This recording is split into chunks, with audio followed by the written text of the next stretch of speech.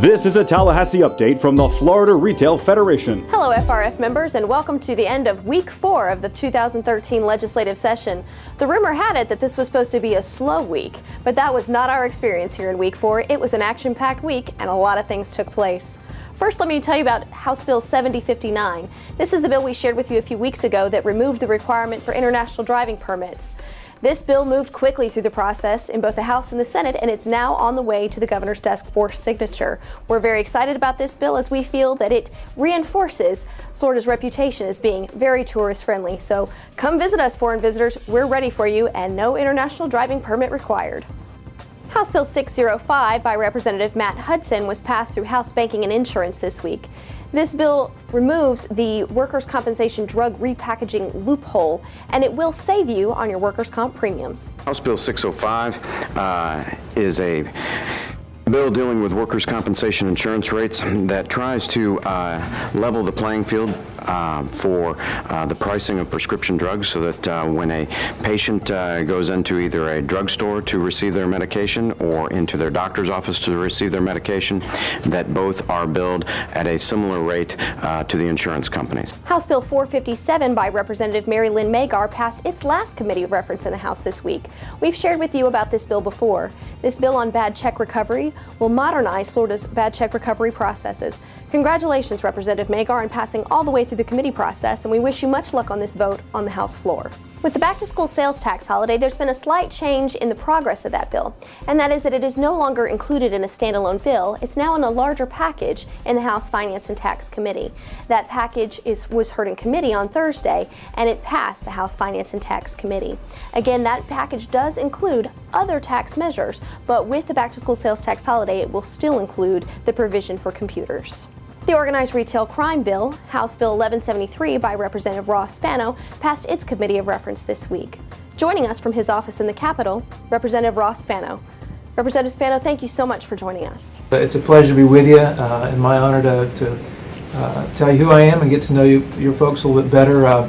I represent the area, District 59, which is the greater Brandon area and central Hillsborough County, east central Hillsborough County, and it's a great community. I'm born and raised there, lived there my whole life. Representative Spano, the retail community is very excited by some of your legislative measures that you're pursuing this year. Could you tell us a little bit more about those bills?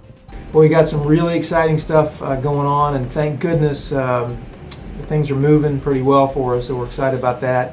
A couple of our really key priorities are we've got a corporate income tax exemption bill that I perceive as a jobs bill. It would increase the corporate income tax from $50,000 to $75,000, and I think free up some extra capital for businesses to expand, possibly hire a new employee. And for the folks in my district, as I mentioned just a moment ago, consisting primarily of small businesses, that's a big deal. So we're excited about that. We've got an organized retail theft crime bill, which interestingly just passed a second committee of reference this morning. What the bill does is it allows prosecutors to have a little bit more flexibility. The crimes are a little bit, punishment's a little bit stiffer. The statute of limitations for the crimes is a little bit longer. So it's going to give them a little bit, a few more tools in their bag to be able, we think, adequately address and prevent this real and growing problem. Representative Spano, thank you so much for joining us from your office in the Capitol. We appreciate your efforts and we look forward to working with you. Thank you so much. It was a pleasure to be with you. And now moving to the Senate, we'd like to highlight one of our favorite senators this year. I'd like to introduce to you Senator Rob Bradley, who's coming to us direct from his office in the Capitol. Welcome, Senator Bradley. My name's Rob Bradley. I represent District 7. District 7 is a Senate district that includes all of Alachua County, all of Bradford County, and all of Clay County. Senator Bradley, this is a very hectic process and public service is very demanding. Can you share with us what made you want to run? I did feel like there was a calling to run for it for a couple of reasons. One, I'm a fourth generation Floridian, grew up in Clay County. I'm married with 3 children, and I care about this place. I care about Florida. I care about its future. I care about my hometown and my area. And the district included an area that I grew up in, and it also included a place that I love, the University of Florida. And it's an honor to be able to serve all of those areas in the Florida Senate. Senator Bradley, can you tell us a little bit about your legislative agenda for this session? It all begins with the budget. It's been a tough several years for Florida's economy and Florida's taxpayers and Florida's businesses. We've been through the Great Recession, and we're starting to slowly come out of it. And part of the fact that that people have less money and businesses have less money is that the government has less money. And rather than pursuing a course of raising taxes to make up for the fact that revenues were down, I think the folks in Tallahassee very wisely decided to focus on cutting spending. Senator Bradley, you are sponsoring one of the bills that is of special interest to the retail community regarding wage theft, and you have adopted a very balanced and measured approach to this issue. Could you share with us a little bit about that bill? Absolutely. I'm proud to support a bill that creates a statewide system for dealing with this issue. Wage theft is an important issue, and since I filed the bill, it's been quite a reaction from folks who, from the retail community, thanking me for tackling this issue and addressing this issue.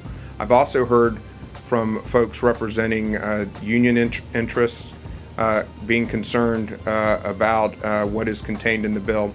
And what I've actually found during this process is there's a lot of common ground, even though sometimes some of our friends don't have a difficult time realizing that. Everyone agrees that wage theft is a problem that needs to be addressed. Everyone agrees that it's unfair to law-abiding businesses to have to try to compete with people who bend the rules.